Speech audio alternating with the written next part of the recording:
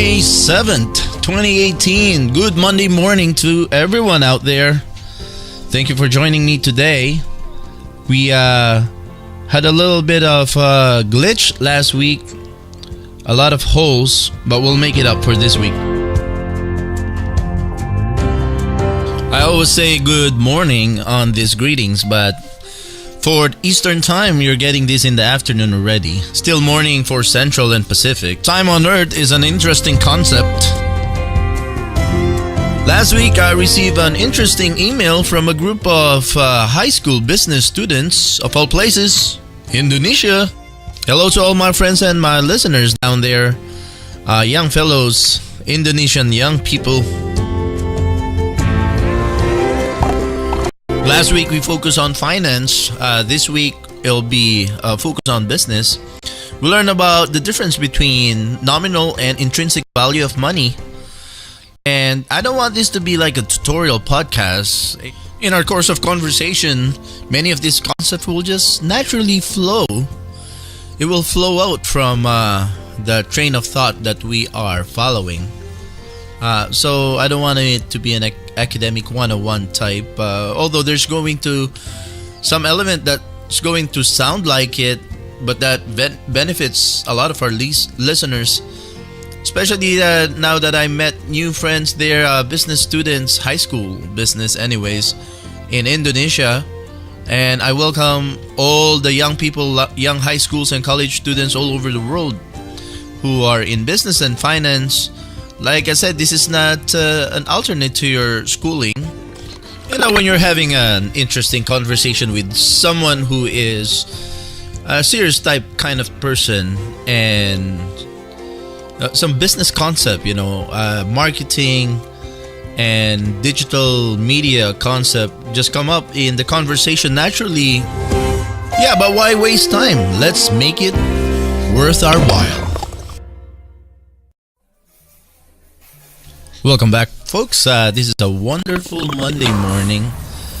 Well, Monday morning when I record the podcast. Eastern time, you get this at noon Pacific.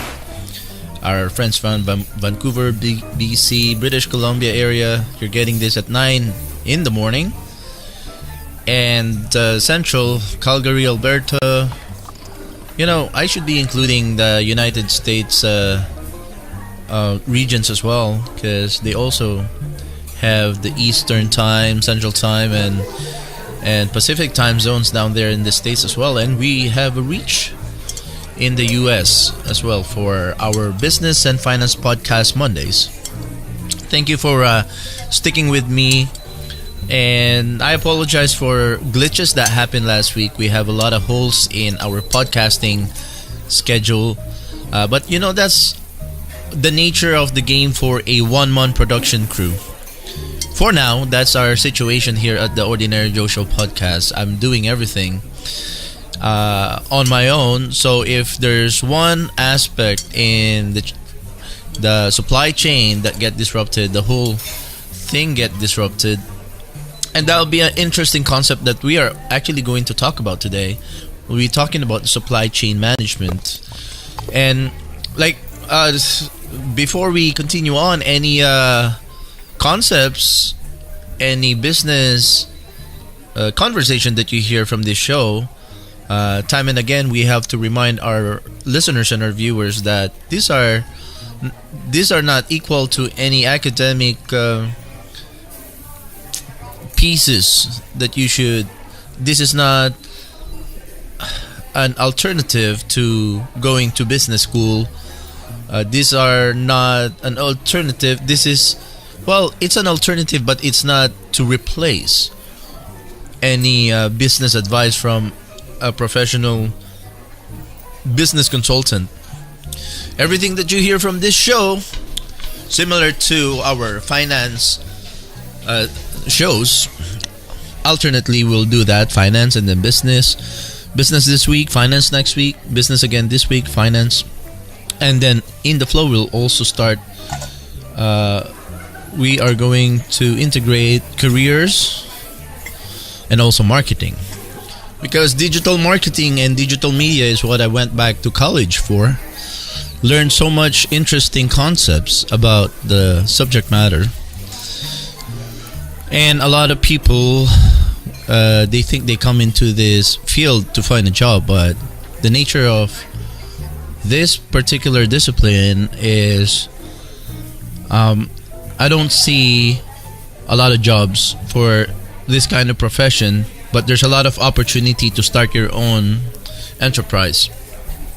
You see, the traditional marketing is a behemoth. However, it's also a relic that's on the decline. Traditional marketing is still very, very strong.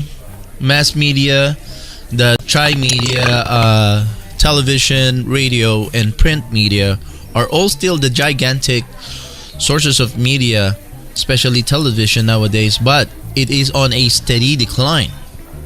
The alternative, digital media and digital marketing, so same as media and marketing when kind of interchange those two terms. Traditional marketing is on a steady decline, but is still the biggest.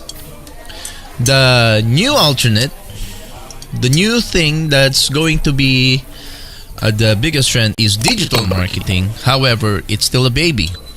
Digital marketing is not stronger or not as strong as traditional marketing. Traditional marketing will stick around for a little bit longer. It will linger a little bit until everybody gets used to the new thing. But scripture says that you don't put new wine into old wineskin because it will burst. And that's how I see traditional marketing and digital marketing. The comparison between the two is that traditional marketing is like old wine and digital marketing is like the new wine. But many will say that the analogy of the older wine gets, the better it gets. It's always so true as well in this concept. Well, as you know, traditional marketing will not totally go away. A big part of digital marketing, a big part of the way it is modeled after traditional marketing, except it's modified so that it fits into the digital world that we live in, the data mining reality that we are all living in today's world. Every single move that we do now, every single person, especially if you live in a big city, every move that you take, every minute of the day, seems that you leave behind digital footprints, or what we call breadcrumbs. So in the future, when there's more analytics and there's more AI involved in our daily lives, all your movements and all your past and present digital footprints can be quantified to sort of predict what is your next move. So you have to be a little bit, you have to keep these things in mind. It's both not to fear, and yes, it has to be a subject of concern if you care about your human dignity and your privacy. Every Tuesdays on our podcast series, Tuesdays about future tech, and we touch on this topic a lot, about big data, about data mining, about our footprints that we leave on social media. And I'm on it every day as a podcaster. Every single day, every single moment of my life, I am leaving digital footprints behind that the AI can trace and understand what my behaviors are. But the good thing is it's semi-scripted. All this podcasting and vlogging that I do, it has to be, because I'm consumer-centric and it's not about me. And I guess that's one key to understand if you want to be involved in digital media and to be an influencer. Make sure that you follow the path of an influencer who is consumer-centric, viewer or listener-centric. That way you're not giving away who you are too much to the AI, so that the AI can predict your next move, well, they can predict your next move according to how you program your digital persona. Looks like the big break is about to come here, and when we come back, we will definitely continue on with this conversation. Please don't go away. We'll be back in about 60 seconds.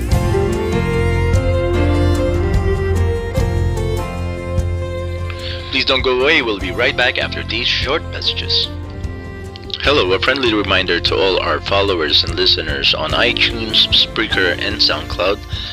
Every Wednesday, if you like the topic of food, fine wines, and festivals, every Wednesday, 12 p.m. Eastern, 11 a.m. Central, and 9 a.m. Pacific, we talk about everything about food, restaurants, new restaurant opening in Toronto, events, films about food, and all kind of stuff.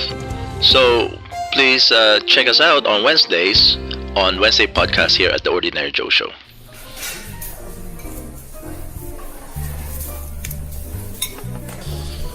Welcome back to the show. Once in a while, I really have to catch myself because the way I think sometimes I'm organically, my thoughts is like when you drop some kind of an organic material on a petri dish and it branches out like many roots, many branching off. It's very difficult to auditorily describe what I'm thinking, but I can see it in my mind's eye what I'm trying to say here. So bear with me. Anyways, the way I think, it branches off so many possible branches, and sometimes I start to open a statement as a follow-up on the previous statement, but it leads me to a different one. So I'm just kind of rewinded back on the previous segment before the break time. And what I was really important trying to say is that this show is not an alternative. It's not a replacement for going to don't miss your business classes, high school business class or college business class. Because we talk about business concepts here, and all the business concept that we share, same as the financial concept that we shared last week. I keep on saying everything that you hear here is, of my opinion, is not to be taken as a formal, academic, or professional advice for your own business. These are all just, we're just talking. We are having conversation. And in our course of conversation, because you are interested in business, you are interested in marketing and finance, and I am too, all the things that we learn along the way, it just come up as a part of our conversation. That's what this is all about.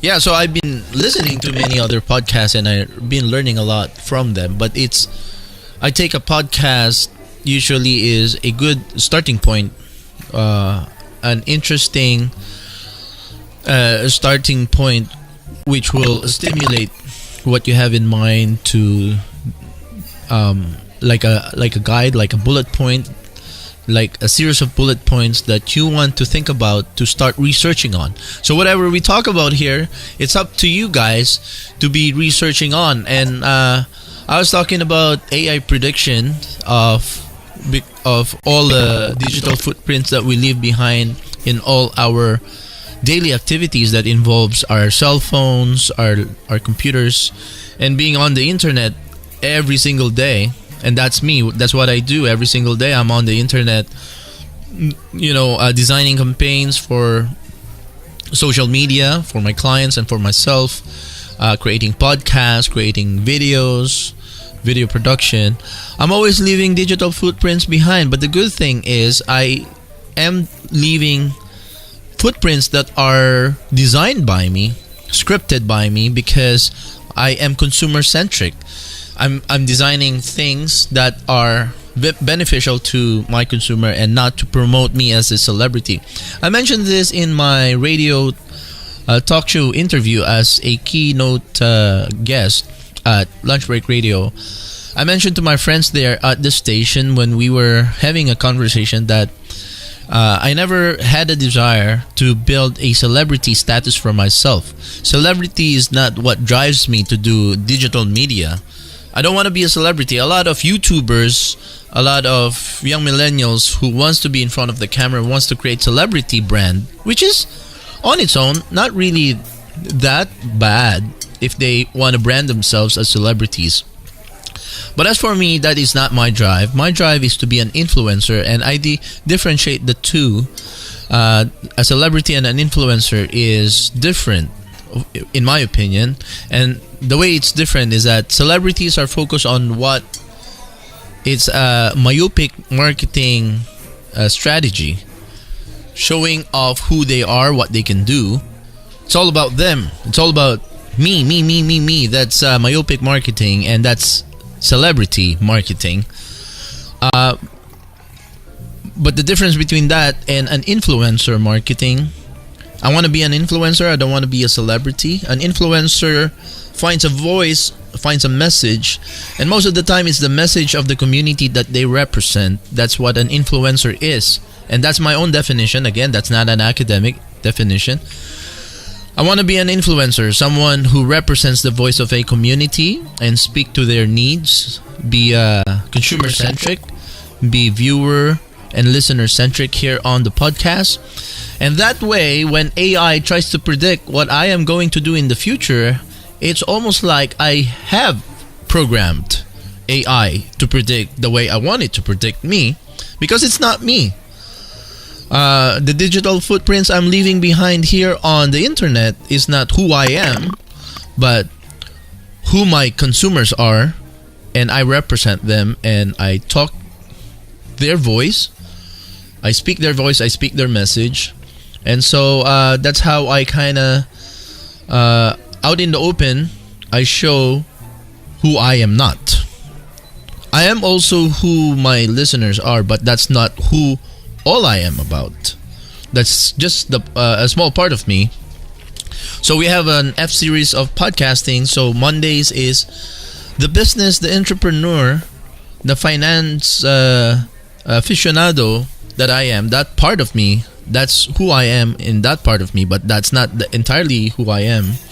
So AI can only see and hear and quantify what I leave behind, and it's semi-scripted what I leave behind. So that's the only thing that the AI can gather as a data on my behalf.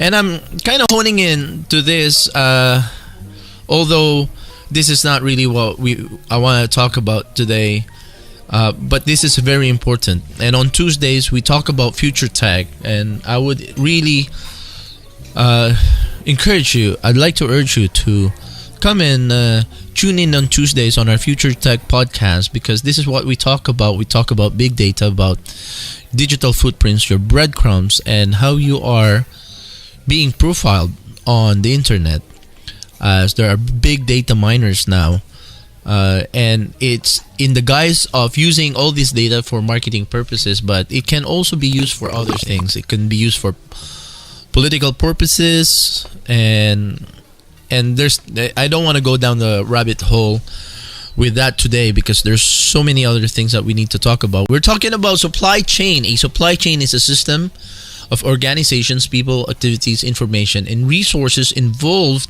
in moving a product or service from supplier to customer. Supply chain activities involve the transformation of natural resources, raw materials, and components into a finished product that is delivered to the end customer. In sophisticated supply chain systems, used products may re-enter the supply chain at any point where residual value is recyclable. And that's Wikipedia supply chain definition. When it comes to business and finance, usually I like to go to Investopedia and not Wikipedia. Investopedia's take on breaking down supply chains. Business logistics management refers to the production and distribution process within the company, while supply chain management includes suppliers, manufacturers, and retailers that distribute the product to the end customer. Supply chains include every business that comes in contact with a particular product, including companies that assemble and deliver parts to the manufacturer. Now, that is the academic part. I have so many personal insights about supply chain management. the concept and the modeling of supply chain and how it affects our daily lives. But just supply chain really makes sense, really makes a lot of sense. However, I think it's overblown in today's era, in the chapter of human history where we live right now. Supply chain has become so sophisticated that a lot of the cost involved and a lot of the runaround, and before we get the end product, before we get what we need to sustain our human lives, it goes through a supply chain. Just for the sake of letting it go through to a supply chain, it's a waste of time, waste of energy, waste of activity on earth. And I don't know where to begin, but there's so much thoughts that I want to share with you when it comes to supply chain. And maybe we can step back, break it down, how it started, and well, I guess it naturally, organically, supply chain has been around. It's a creation of human activity. There's organic supply chain, and there's a manufactured supply chain, modeled supply chain, manufactured by an engineer. And let's I want to put a demarcation line just before we continue on. We'll say pre-industrial revolution supply chain and post-industrial revolution supply chain, which where we are in right now. And where does I don't believe this. I thought I'm just about to start here, and I can see the break time is about to loom. It's looming. It's about to come here on our timeline already. Keep in mind, folks, we only have this as a template for now. When we actually have sponsors and advertisers, this break time will be a little longer than the 60 seconds that we allot for our template here. And it's also going to be coming a lot more often so that we can sustain the operation of this podcast. But the alternate is to be listener support, and we'll talk about that when we come back.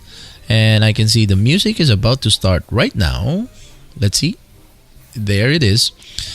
And okay, so please don't go away. We'll be back in about 60 seconds to continue on this podcast. Please don't go away. We'll be right back after these short messages. Hello, a friendly reminder to all our followers and listeners on iTunes, Spreaker, and SoundCloud. Every Wednesday, if you like the topic of food, fine wines, and festivals, every Wednesday, 12 p.m. Eastern, 11 a.m. Central, and 9 a.m. Pacific, we talk about everything about food, restaurants, new restaurant opening in Toronto, events, films about food, and all kind of stuff. So please check us out on Wednesdays on Wednesday podcast here at The Ordinary Joe Show.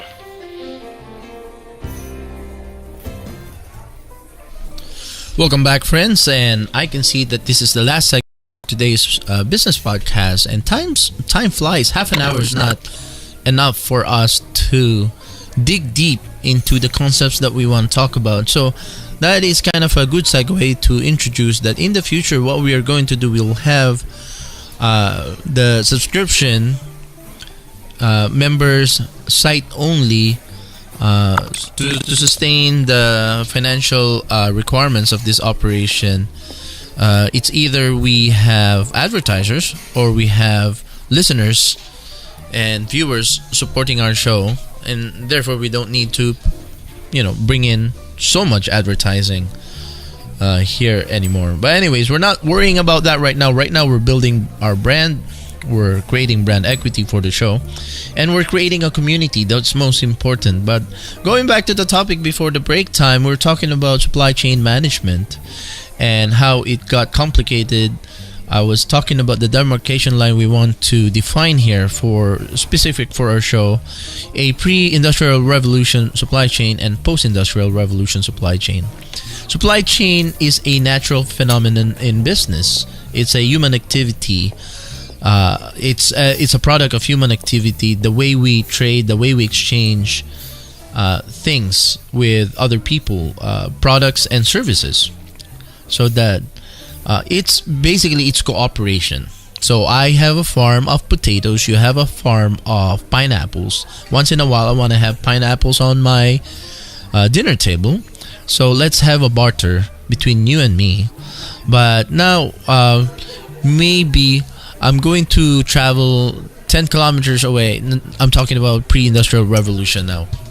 Supply chain. Maybe I can get a little bit more of your pineapple, because I know next town, 3 towns from here, I want to go and trade some of my potatoes for, let's say, some of their rice. But I know they also like pineapple, so I'm gonna get some more of your pineapple, neighbor farmer. So I'll bring with me both potatoes and pineapples to trade to 3 towns down the road for their rice. But I know they like pineapples. They like my potatoes as well. So I am going, as I go town to town to town, I'll be gathering all the products that they have in between towns before my final town destination. So I don't only have my own product, I don't only have my own farm potatoes to bring to offer as a trade. I have the products of my neighboring farmers as well. So I maybe in my cart I have pineapples, I have water, I have salt, whatnot. I have all kinds of products, and I go to the next town and I want some of their products over there. Let's barter. And look, I got diversity of products in my cart here. Get what you want, and I need a bunch of your supplies. So that is an organic, simplified supply chain that can, and you know, it could be also like from town to town. You just pass it along, pass it down the conveyor through, you know, buggies and horse and buggies back in the day. So supply chain and managing the supply chain management is a natural product of human activity, of human interaction, doing business, trading with each other. So there's nothing wrong with supply chain on its own, but the modified, sophisticated supply chain of what's taking care of what our needs nowadays in modern day societies, modern day cities. Some of them are just going through a supply chain for the sake of going through a supply chain, which is unnecessary, inefficient, and a waste of energy, in my opinion. Again, everything that you hear here on the podcast is all an opinion, not to be taken academic, and not to be taken as a professional advice, both here in business concept and the financial concept that we shared. Now let me give you an example of what I am thinking about. This is one very good example of what I think modern day products that has to go through a supply chain unnecessarily can actually increase the cost instead of decreasing the cost and cause so much delays. I'll give you 2 examples today. So the first one, there was a documentary, 10-minute film documentary about a certain toilet. Here in Canada, we call them washrooms.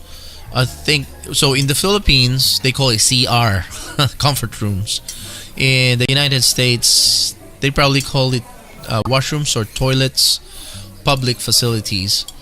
There was in the States, there was this public facility in a park, and the size of this, you know, male washroom and female washroom in one small building, maybe the size of 30 by 30. Let's say 40 by 40, 20 by 20 for the men's washroom and 20 by 20 for the women's washroom. Cost that city $2 million to build. A very small, a very tiny toilet, washroom facility, public facility in a park in the States, in one of the states. Can't remember what it is now. I seen this many months ago. I just remember the details that Stotstel, one of the social media influencer and documentary host, featured this on his show. It cost tiny little washroom $2 million, and when he went to investigate and find out from the officials of that city why did such small washroom or toilet cost the city $2 million, the officials of that town, the project manager, actually justified the cost by saying that through the official channels that the project management, the conceptualizing, it has to go through a lot of red tape, pretty much. And the official was saying that because it has to go through, and it's necessary for it to go through health inspection and blah blah blah, go through suppliers, go through planning, go through that it ran up the cost for that tiny small washroom $2 million, and it's actually good for their city. It's actually good for business. And the official was saying that it has to go through necessary supply chain, and according to the legislation of their city, how facilities and public works should function in their particular city. So it ran up the cost to $2 million, where in any other place such facility could probably be built under $100,000.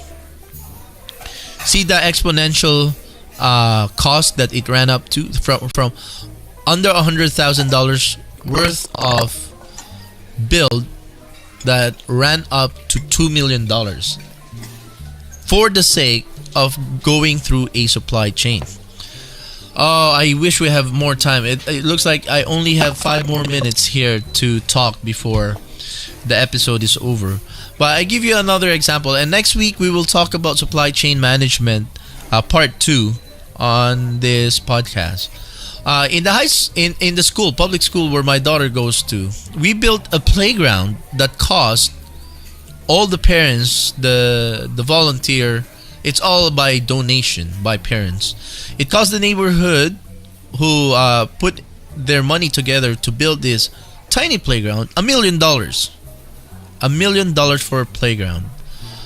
It's unbelievable. But if all things equal, and we let's say we build this playground in pre-industrial revolution model of supply chain, but everything else is equal, like inflation of today and the value of money today, it will probably be done very very quickly by someone in the community who's expert in building playgrounds. It would have cost us under $100,000 to build such a tiny playground. It wouldn't cost us the $1 million and all the delays, and it took a year, more than a year, for them to build a playground. But when we come back next week, please tune in again. We will talk about supply chain management and the concept of supply chain and the history of it, only here at the It's Just Another Ordinary Joe Show Business and Finance Podcast Mondays. God bless you all. See you next week.